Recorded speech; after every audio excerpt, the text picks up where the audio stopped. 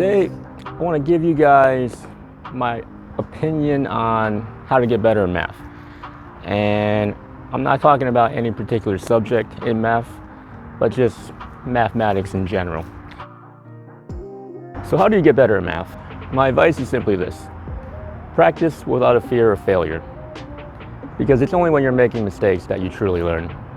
A person who never makes any mistakes never really truly learns anything when you think about it. Mathematical practice should be free from all the stigma that nowadays seems to be attached to arriving at an incorrect answer in math. Math should be a playground where everyone, no matter what their background is, can explore any and all paths to their heart's content, even if it may lead you to a so-called incorrect answer. Because while that path may not have led you to the expected answer, the experience gained from exploring that path will translate into something much more valuable: mathematical wisdom. But yeah, I'm well aware of how our school system, at least in the United States, places a premium on arriving at the correct answer in a timely manner. In other words, standardized testing. But this is what I tell my students: your performance on a math test is in no way indicative or a reflection of your actual mathematical ability. How well you do on a math test is simply a reflection of how well you can answer a set of hand-picked questions selected by a group of teachers. Oh, there is a helicopter flying right overhead. We'll just let that go by. All right, so how do you improve your mathematical ability? Well, you need to start practicing some math.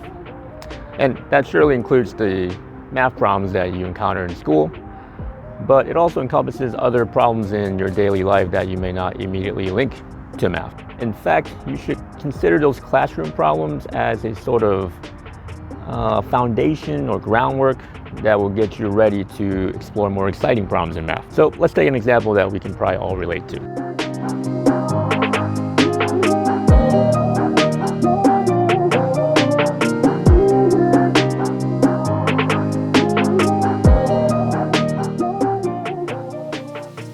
All right, guys, I was looking around for some other shooting locations, but I think this one is the best.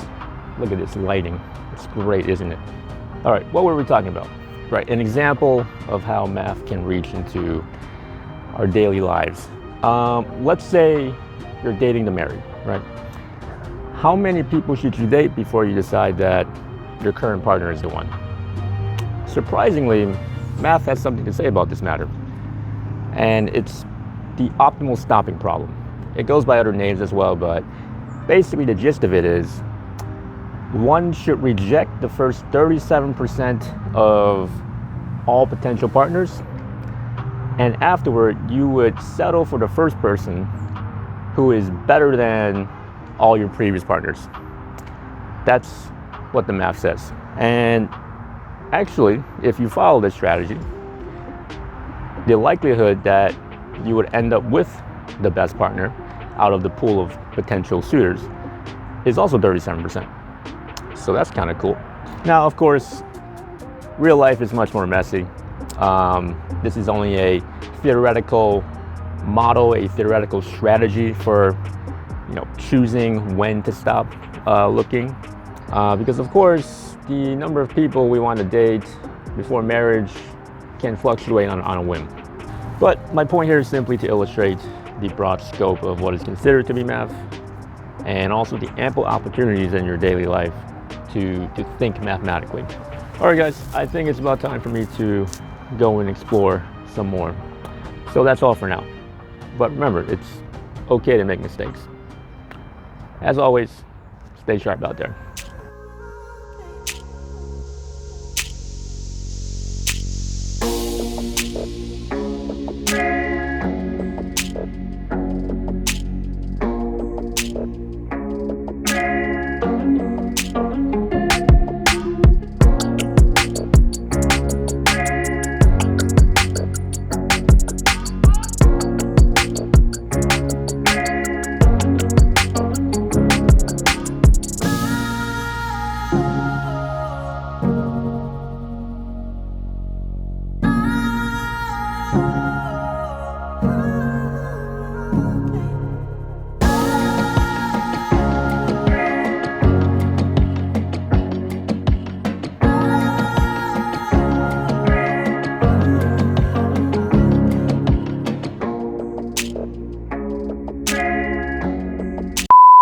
Now, of course, there are limitations to this strategy when applied to real life scenarios, because as we all know, oh my God. But my point here is simply to illustrate that math can be